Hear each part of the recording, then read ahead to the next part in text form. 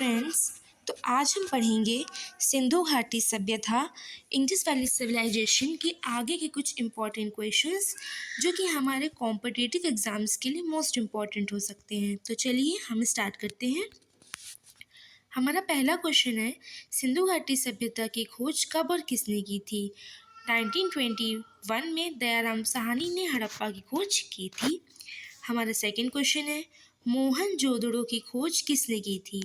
1922 में आर.डी. बनर्जी ने मोहनजोदड़ो की खोज की थी।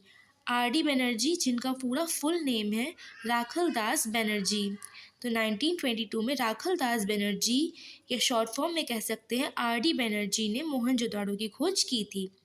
हमारा थर्ड क्वेश्चन है, सिंधु घाटी सभ्यता का कालखंड क्या है? लगभग 2500 ईस्वी पूर्व से लेकर 1750 ईस्वी पूर्व तक। फोर्थ क्वेश्चन है हमारा, सिंधु घाटी सभ्यता का सबसे प्रसिद्ध नगर कौन सा था? मोहनजोदड़ो सिंधु घाटी सभ्यता का सबसे प्रसिद्ध नगर था। हमारा फिफ्थ क्वेश्चन है, सिंधु सभ्यता को किस नाम से जाना जाता है? हम सिंधु सभ्यता को हड़प्पा सभ्यता भी कहते हैं। जैसा कि हम पहले क्वेश्चन में देख चुके हैं, जो हमारा फर्स्ट क्वेश्चन था उसमें हमने लिखा था सिंधु घाटी सभ्यता की खोज किसने की थी?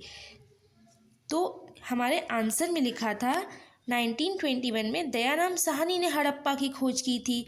तो सिंधु घाटी सभ्यता का ही दूसरा नाम हड़प्पा सभ्यता है, इसीलिए यहाँ लिखा था 1921 में दयाराम साहनी ने हड़प्पा की खोज की थी। तो सिंधु सभ्यता को किस नाम से भी जाना जाता है? हड़प्पा सभ्यता के नाम से। सिंधु सभ्यता किस नदी के किनारे विकसित हुई थी? सिंधु सभ्यता सिंधु नदी के किनारे विकसित हुई थी, इसी कारण हम इसे सिंधु सभ्यता कहते हैं। नेक्स्ट क्वेश्चन है हमारा, मोहनजोदड़ो का अर्थ क्या है? तो मोहनजोदड़ो का अर्थ है मृतकों का टीला। एट्थ क्वेश्चन है हमारा, सिंधु सभ्यता की लिपि क्या थी? सिंधु सभ्यता की लिपि चित्रा लिपि है, जिसे अब तक पढ़ा नहीं गया है। नेक्स्ट क्वेश्चन है, सिंधु सभ्यता की प्रमुख विशेषता क्या थी? सिंधु सभ्यता की प्रमुख विशेषता योजनाबद्ध नगर व्यवस्था थी।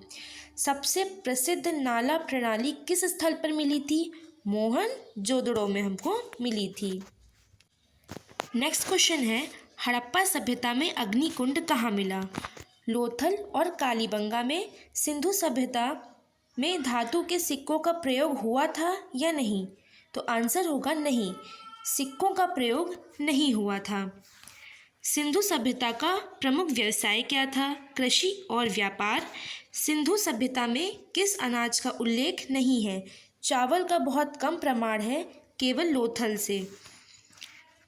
सिंधु सभ्यता का प्रसिद्ध खिलौना चक्कों वाली खिलौना गाड़ी। नृत्य करती बालिका की मूर्ति किस धातु की बनी है? कांसा की, ब्रॉन्ज की बनी है। नृत्य करती बालिका कहाँ से मिली है? मोहनजोदड़ो से मिली है। पुरुष योगी की मूर्ति कहाँ से मिली है? मोहनजोदड़ो से। सबसे बड़ा बंदरगाह नगर कौन सा था? लोथल। लोथल किस राज्य में स्थित है? गुजरात में स्थित है। सिंधु सभ्यता में पशुपति की मूर्ति किसे माना जाता है? शिव का प्रारंभिक रूप। सिंधु सभ्यता में लोग किस प्रकार के घरों में रहते थे? ईंटों से बने पक्के मकान। सिंधु सभ्यता में ईंटों का आकार क्या था? 4:2:1 अनुपात था। आकार आयताकार था। अनुपात 4:2:1 था और आकार आयताकार था। सिंधु सभ्यता का प्रमुख खेल कौन सा था? पासा, शतरंज जैसे खेल प्रमुख थे। सिंधु सभ्यता में तांबे का प्रयोग कहाँ हुआ? औजार, मूर्तियों और गहनों में। सिंधु सभ्यता में कौन सी सभ्यता से व्यापार होता था? मेसोपोटामिया से। सिंधु सभ्यता की मुद्रा क्या थी? मुद्रा नहीं थी, लेन देन वस्तु विनिमय से होता था। सिंधु सभ्यता के लोग किसे पूजते थे? प्रकृति, मातृ देवी और पशुपति जी को। सिंधु सभ्यता का पतन कब हुआ? लगभग 1750 में। सिंधु सभ्यता में किसी राजा का प्रमाण है क्या? नहीं, राजशाही का प्रमाण नहीं मिला।